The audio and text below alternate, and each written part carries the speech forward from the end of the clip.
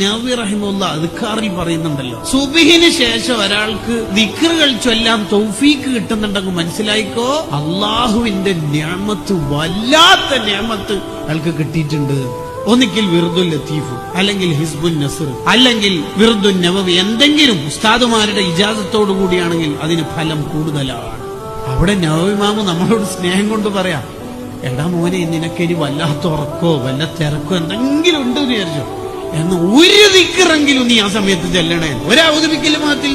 ഒരു സുബ്ഹാനല്ലാഹിൽ അസീം വബിഹംദി, വിർദുൽ ലത്തീഫൊക്കെ ചെല്ലാൻ ആകെ ഒരു 15 മിനിറ്റല്ലേ വേണ്ടു. സ്വർഗം ഉറപ്പിക്കാൻ പറ്റുന്ന ദിക്റല്ലേ, ഈമാനോടെ മരിക്കുമെന്ന് പറഞ്ഞ ദിക്റില്ലേ.